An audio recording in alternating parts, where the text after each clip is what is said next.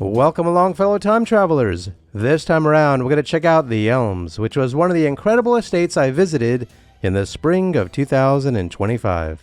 Before I begin, please like and share the show and subscribe to my channel and hit the notification bell. Now let's begin our journey.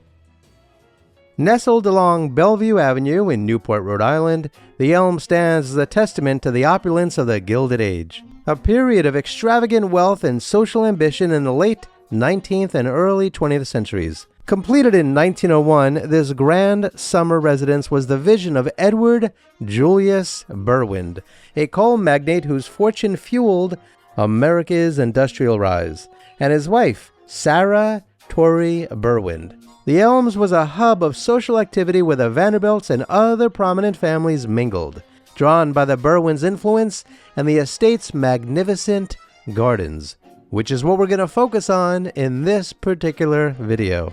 But first, I'll tell you a little bit about the history and the house. The Elms was designed by Philadelphia architect Horace Trumbauer, who drew inspiration from the mid-18th century French chateau d'Asnières near Paris. Trumbauer's design, however, was not a mere replica, but a reinterpretation in the classical revival style, blending French elegance with American innovation. The exterior, clad in Indiana limestone over a fireproof steel and brick frame, exuded symmetry and grandeur, with a taller, simpler balustrade and a pediment inspired by the Hotel Porzis in Paris. This architectural sophistication set the Elms apart, reflecting the Berwinds' desire to project refinement and power. The mansion's construction, costing approximately $1.4 million back then, which is about $53 million today, was a bold statement of their ascent into the upper echelons of society, rivaling the Vanderbilts' nearby breakers. The Elms, located on Bellevue Avenue in Newport, Rhode Island, is not directly on the ocean, unlike some other Gilded Age mansions such as the Breakers or Marble House, which boasts oceanfront locations along the cliff walk. When Edward Berwind commissioned the Elms in 1898, Newport's oceanfront properties were highly coveted and often already claimed by earlier Gilded Age tycoons, who built their estates in the 1880s and 1890s. Bellevue Avenue, while close to the ocean, about a quarter-mile away, was a prestigious address with large available lots that were less expensive than oceanfront parcels. Berwind, a shrewd businessman, likely saw value in acquiring a substantial lot at a lower cost, allowing him to allocate more of his $1.4 million budget to the mansion's architecture and gardens. The Elms' inland location allowed for more expansive and private grounds, which were central to its design. An oceanfront property probably would have constrained the space available for such elaborate landscaping, as many oceanfront estates had smaller, cliff-bound lots. The Berwinds prioritized these gardens as a stage for a social display, which may have outweighed the appeal of an ocean view. By 1901, when the Elms was completed, Bellevue Avenue had become the social epicenter of Newport's summer colony, lined with mansions owned by America's wealthiest families. I hope you are enjoying the show so far. Can you please do me a favor and like and share the show, and kindly subscribe to my channel and hit the notification bell. This channel is sponsored by CampfireShop.com. Kindly check them out to buy awesome candles, herbal supplements, teas, and more. Now let's continue our journey.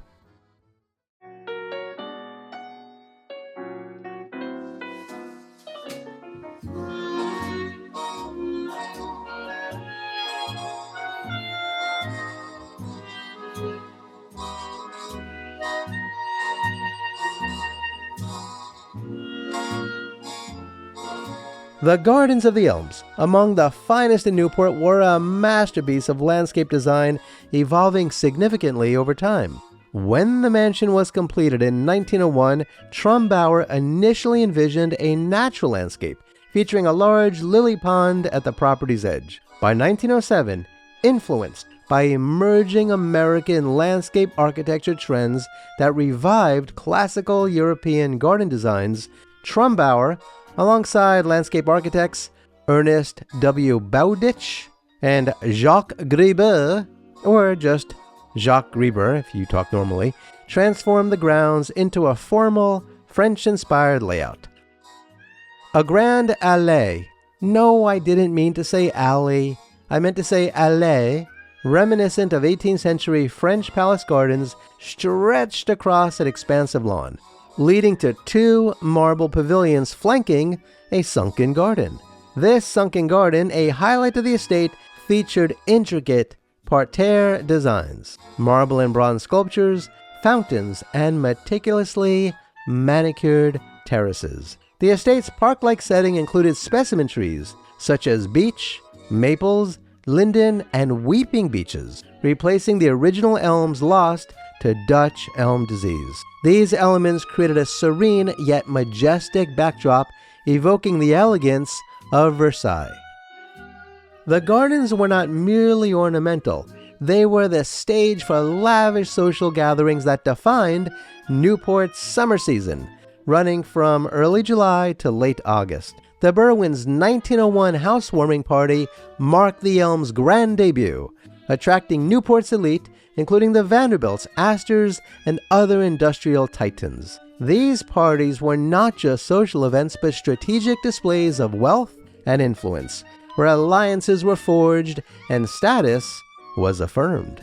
Guests, dressed in the finest Parisian gowns, well, at least the women, and tailored suits, well, at least the men, strolled through the gardens under the glow of lanterns, the air filled with the scent of blooming flowers and the sound of fountains. The sunken gardens, with its symmetrical beauty, provided an intimate setting for conversations, while the Grand Allée offered a dramatic promenade for showcasing elegance. The Vanderbilts, particularly Alice Vanderbilt of the Breakers, were frequent attendees, drawn by the Berwyn's social clout and the allure of their exquisite gardens. Visiting the Elms during the summer season was an immersive experience. Guests arrived via horse-drawn carriages or early automobiles, entering through wrought iron gates to a world of refined splendor. The gardens, maintained by about a dozen groundskeepers, were a sensory delight. Vibrant flowers in precise patterns, the rustle of leaves in the ocean breeze, and the cool touch of marble statues. The sunken gardens, with its reflective pool and classical sculptures, invited leisurely strolls, while the pavilions offered shaded retreats for sipping champagne or discussing gossip or business. The Berwyn's parties, held on warm summer evenings, were legendary for their extravagance, with orchestras playing and servants discreetly ensuring every detail was perfect. These events were exclusive, attended by those seeking to see and be seen in Newport's competitive social scene. After Sarah's death in 1922, Edward's sister, Julia Berwyn, became the hostess, maintaining the Elms' grandeur until her own death in 1961. The estate narrowly escaped demolition in 1962 when the Preservation Society of Newport County purchased it for $116,000. That's about $1 million today, preserving its gardens and architecture as a National Historic Landmark. Today, visitors can wander the same paths once trodden by the elites, experiencing the timeless elegance of the Elms Gardens, a living relic of the Gilded Age's splendor.